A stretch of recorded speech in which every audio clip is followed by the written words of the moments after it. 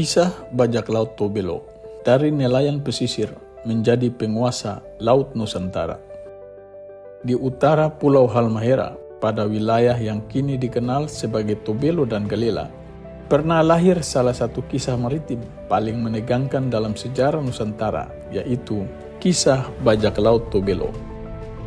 Ini bukan sekedar legenda tentang perompak laut, melainkan perjalanan panjang tentang bagaimana masyarakat pesisir yang awalnya hidup damai sebagai nelayan berubah menjadi kekuatan laut yang ditakuti hingga ke Jawa, Sulawesi, Flores, bahkan Madura. Pada masa lampau, masyarakat Tobelo dan Galela hidup sebagai komunitas pesisir yang sangat bergantung pada kebun dan laut. Mereka adalah petani selatan dan nelayan ulung yang hidup dalam keteraturan adat. Mereka menguasai hutan, membangun perahu besar bersama, mendirikan rumah adat sebagai simbol persatuan, dan menjaga hubungan sosial yang kuat.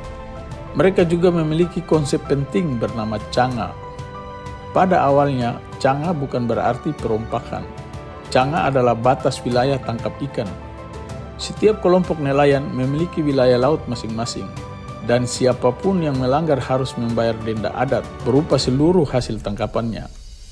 Sistem ini menjaga keseimbangan, kehormatan, dan persaudaraan antar kampung.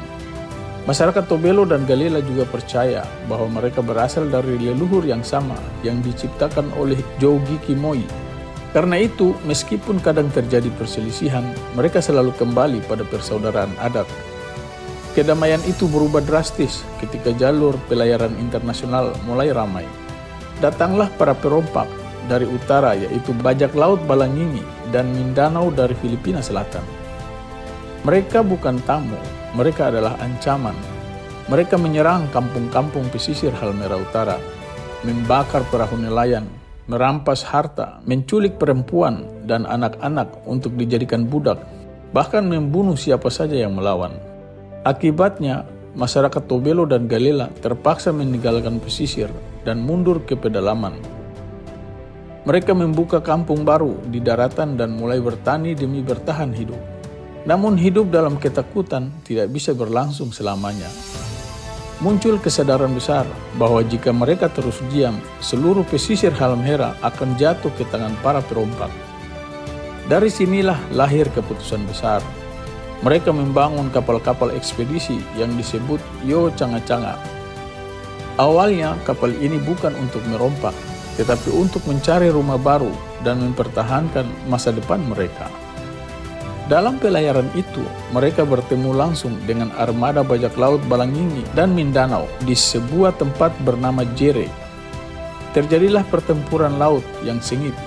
Tidak disangka, pelaut Tobelo dan Galela justru memenangkan pertempuran itu. Kemenangan ini mengejutkan para bajak laut Filipina. Mereka menawarkan perjanjian damai dan pembagian wilayah operasi. Namun disinilah sejarah berbelok.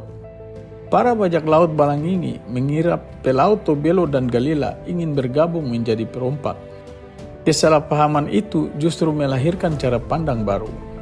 Di dunia laut yang keras, kekuasaan hanya dimiliki oleh mereka yang kuat. Dan untuk bertahan, mereka harus menjadi lebih kuat daripada bajak laut itu sendiri. Maka lahirlah era bajak laut Tobelo. Dari korban, mereka berubah menjadi penguasa laut. Pada akhir abad ke-18, Sultan Nuku Muhammad Amiruddin dari Tidore sedang memimpin perang besar melawan VOC dan Sultan Boneka Belanda, Kaichil Gaijira. Nuku adalah seorang jenius militer. Ia memahami bahwa untuk mengusir Belanda, ia membutuhkan kekuatan laut besar, singa laut dari timur, yaitu armada Gamrange. Menurut catatan A.B. Lapian tentang orang laut, bajak laut, dan raja laut, orang Tobelo awalnya bukanlah perompak, melainkan penduduk pedalaman yang hidup dalam ketakutan terhadap armada Gamrange dan Raja Ampat. Namun Sultan Nuku mengubah segalanya. Ia melakukan diplomasi simbolis. Pemimpin Gamrange dan Seram datang ke Halmahera Utara, membawa 2 ekor merpati, sebilah pedang, dan sebuah lembing untuk putri Kapitan Laut Tobelo bernama Afir. Ini menjadi momen penting pertukaran keberanian dan ilmu pelayaran. Orang-orang Gamrange yang dianggap senior di lautan melatih dan mengajak orang Tobelo, Galela, dan Kao untuk bergabung dalam armada besar. Sebanyak 40 kora-kora disiapkan. Manado jatuh dalam penyerangan mereka. Gane disapu bersih. Pada tahun 1792, sebuah persekutuan permanen terbentuk. Sejak saat itu, nama Tobelo mulai meroket dan mengguncang pada abad ke-19, mewarisi teknik, keberanian, dan strategi dari para mentor mereka, orang-orang Gamrange. Dalam waktu singkat, armada Tobelo dan Galela berkembang menjadi kekuatan ekspansionis yang sangat ditakuti pada periode 1800 sampai 1850. Mereka berlayar jauh, melintasi perairan timur Nusantara, dan menyerang Banggai, Buton, Selayar, Flores, Sumbawa, Kalimantan, Sulawesi Utara, bahkan mencapai pantai utara Jawa Timur. Di Buton bahkan muncul daerah bernama Labuan Tobelo, tempat favorit mereka membuang jangkar sebelum melakukan penyerangan. Dalam kamus bahasa Wulio, kata Tobelo bahkan berarti perompak, raksasa, dan penggerak. Begitu besar rasa takut masyarakat Buton terhadap mereka. Pada tahun 1850, Angkatan Laut Belanda melaporkan serangan besar di Pulau Bawean, utara Jawa Timur. Tidak kurang dari 15 perahu besar menyerang pulau itu.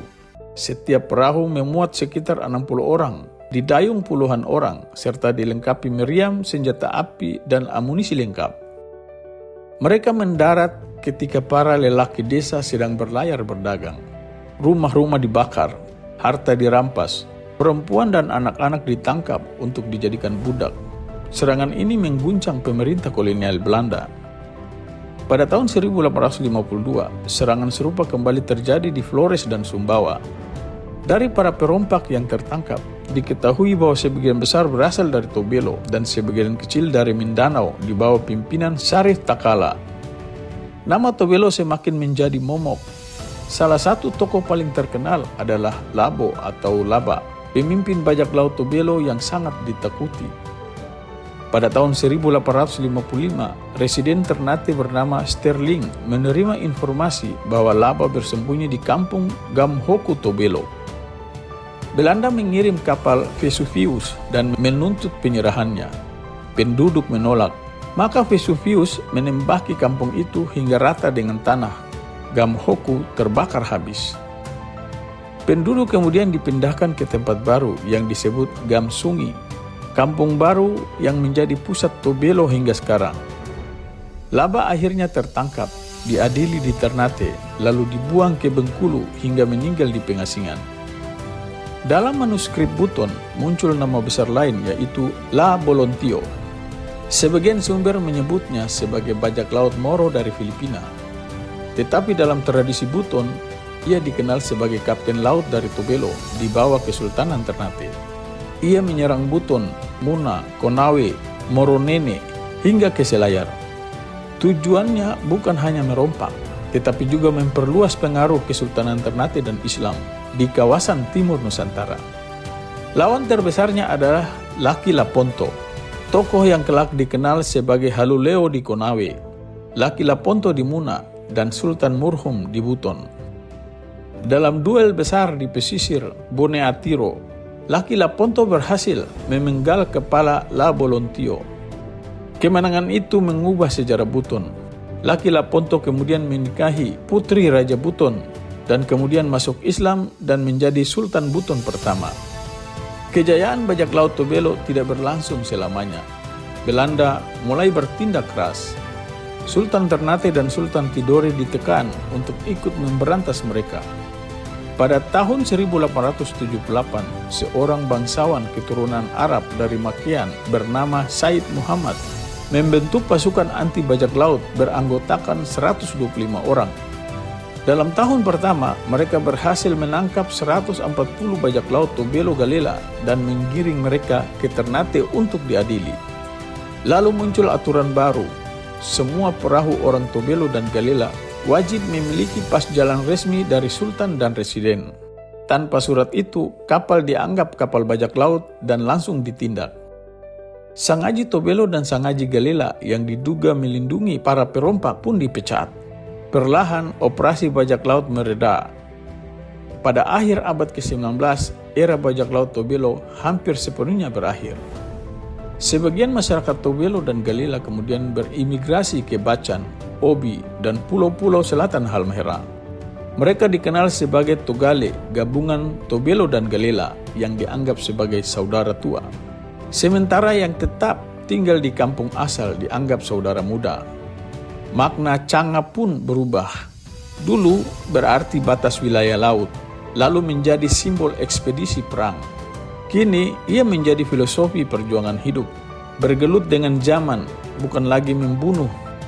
Hari ini, ketika 3 orang suku Tugutil atau Ohongana Manyawa keluar dari hutan Halmahera karena habitat mereka terganggu oleh pembukaan hutan dan tambang, kita seperti diingatkan kembali bahwa sejarah Halmahera selalu tentang pertarungan ruang hidup. Dulu melawan bajak laut, kini melawan kehilangan hutan.